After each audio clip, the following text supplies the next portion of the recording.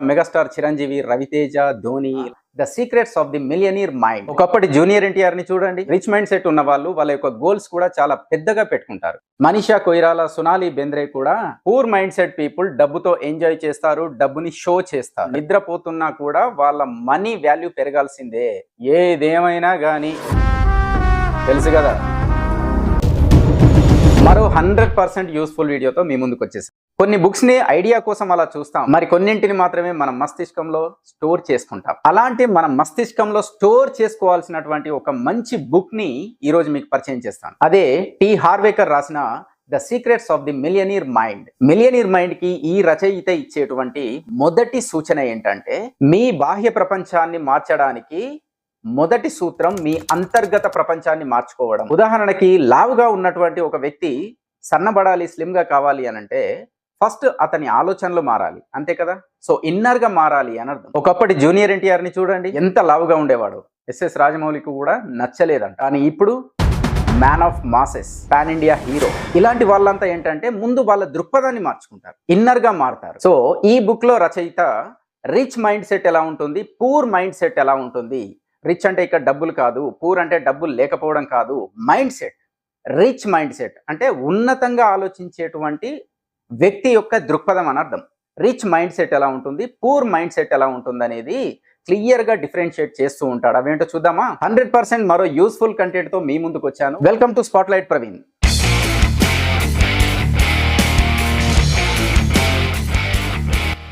ఈ బుక్ లో రచయిత చెప్పింది ఏంటంటే, రిచ్ మైండ్ సెట్ ఉన్న వాళ్ళు జీవితాన్ని మార్చుకోవచ్చు అని నమ్ముతారు.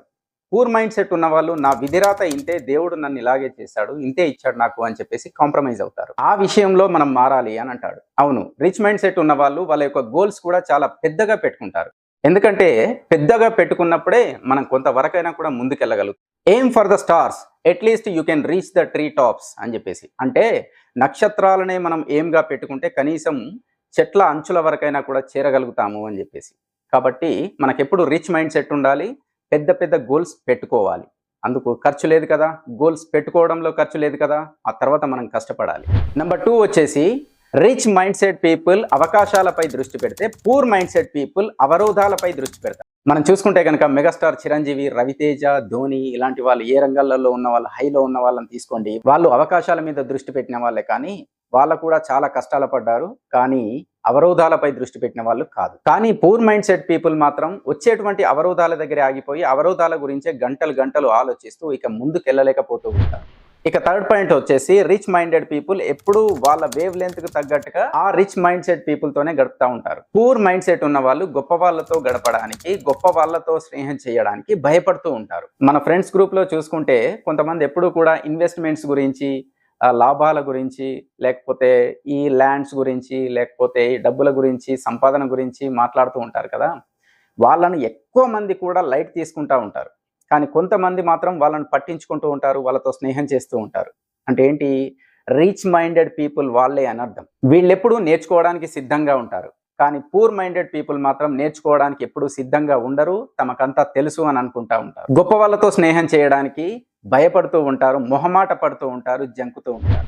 Next one, rich mind set people సమస్యల్ని చిన్నగా, జీవితాన్ని పెద్దగా చూస్తూ ఉంటారు. కానీ పూర్ మైండ్ సెట్ పీపుల్ సమస్యలనే పెద్దగా, జీవితాన్ని చాలా చిన్నగా చూస్తూ ఉంటారు. థామస్ అల్వా ఎడిసన్ ల్యాబ్ అంతా కూడా షార్ట్ సర్క్యూట్ అయి పూర్తిగా తగలబడిపోయినప్పుడు ఆ తర్వాత అతను అన్న మాటలు ఏంటో తెలుసా? సరే పర్లేదు, మొత్తం తగలబడిపోయింది కదా, ఇప్పుడు ఫ్రెష్గా ఆలోచించవచ్చు, ఇంకా ఫ్రెష్ థాట్స్ వస్తాయి, మళ్ళీ మొదలు పెట్టవచ్చు కదా ఫ్రెష్గా అని చెప్పేసి అన్నారు. సో సమస్యల్ని చిన్నగా చూడడం, జీవితాన్ని పెద్దగా చూడడం అంటే ఇదే. మనీషా కొయిరాలా, సోనాలి బెంద్రే కూడా క్యాన్సర్ని జయించారు. సమస్యల్ని చిన్నగా చూశారు, జీవితాన్ని పెద్దగా చూశారు. కానీ పూర్ మైండ్ సెట్ పీపుల్ మాత్రం తమ జీవితం అక్కడే ఆగిపోయిందిగా, ఇక నెక్స్ట్ నాకు ఫ్యూచరే లేదు అని బాధపడుతూ ఉంటారు. సమస్యల్ని పెద్దగా చూస్తూ జీవితం చిన్నగా అయిపోయింది, నాకు జీవితం లేదని ఆలోచించడం వల్లనే సూసైడ్స్ జరుగుతూ ఉంటాయి, సూసైడ్స్ చేసుకుంటూ ఉంటారు. గుర్తు పెట్టుకోండి, సమస్యలు ఎప్పటికీ చిన్నవే, జీవితం మాత్రమే చాలా పెద్దది. ఏది ఏమైనా రానివ్వండి, ఏమైనా కానివ్వండి, తట్టుకొని దృఢంగా నిలబడేలాగా ఉండాలి, ఏదేమైనా కానీ. తెలుసు కదా అది. రిచ్ మైండ్ సెట్ పీపుల్ డబ్బుని నిర్వహిస్తారు, పూర్ మైండ్ సెట్ పీపుల్ డబ్బుతో ఎంజాయ్ చేస్తారు, డబ్బుని షో చేస్తారు. రిచ్ మైండ్ సెట్ పీపుల్ ఒకసారి వాళ్ళకు డబ్బు రాగానే డబ్బుని ఎక్కడ ఇన్వెస్ట్ చేయాలి, డబ్బుని ఎంత సేవ్ చేయాలి అని ఆలోచించినాక తర్వాత ఖర్చులు పెడతారు. సో అలాగా డబ్బుని నిర్వహిస్తారు వాళ్ళు, ఫ్యూచర్ని చాలా లాంగ్గా చూస్తారు వాళ్ళు.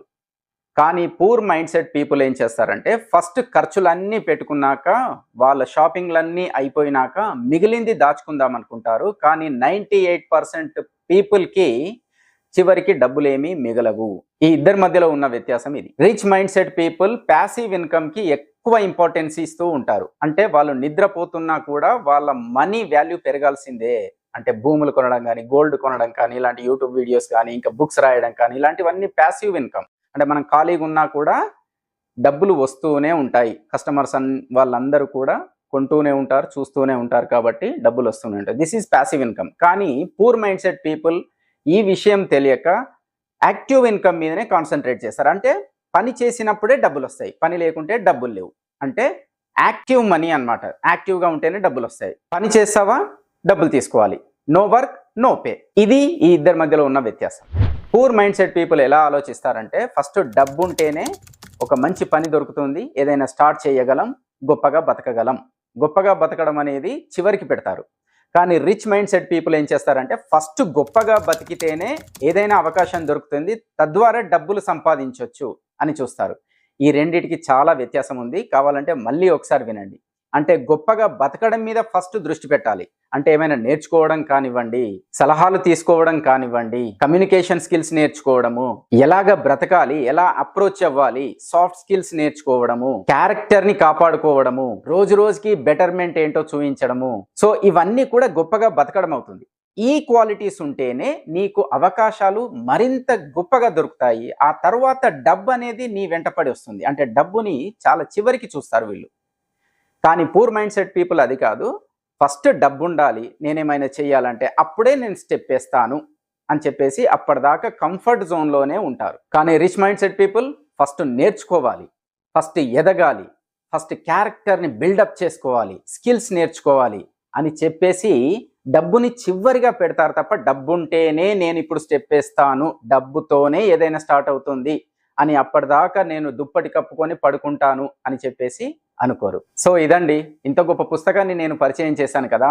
మీరు నాకు ఏదైనా హెల్ప్ చేయాలి అని అనుకుంటే సబ్స్క్రైబ్ చేయండి, లైక్ చేయండి, షేర్ చేయండి, కామెంట్ మాత్రం తప్పకుండా చేయండి. మర్చిపోకుండా ఈ పుస్తకాన్ని మాత్రం తప్పకుండా కొనుక్కొని చదవండి. ఒక్కటి ఆలోచించండి, ఎన్నో రకాల వీడియోస్, ఎంటర్టైన్మెంట్ వీడియోస్ ఉండగా మేము ఈ రకమైన వీడియోస్ ఎందుకు చేయాలి, యూస్ఫుల్ కంటెంట్ ఎందుకు తీసుకోవాలి, ఒక్కసారి ఆలోచించండి. ఇలాంటి మంచి వీడియోస్కి మీ సపోర్ట్ ఎంతో అవసరం. అలాగైతేనే ఈ వీడియోస్ ఇంకా కంటిన్యూ అవుతూ ఉంటాయి. నా ఒక్క ఛానల్ అనే కాదు, ఇలాంటి మంచి వీడియోస్ చేసేటువంటి ఛానల్స్, నాలెడ్జ్ని ఇచ్చేటువంటి ఛానల్స్ని అన్నిటినీ సబ్స్క్రైబ్ చేయండి, అన్నిటినీ లైక్ చేయండి. సో తద్వారా ఇలాంటి మంచి వీడియోస్ ఇంకెన్నో వస్తాయి. ఇక నుండి మన ఛానల్ని ఫాలో కండి, మన ఛానల్ని ఎంకరేజ్ చేయండి. సో మమ్మల్ని అందరినీ కూడా బ్లెస్ చేయండి, పుష్ చేయండి. Thank you very much.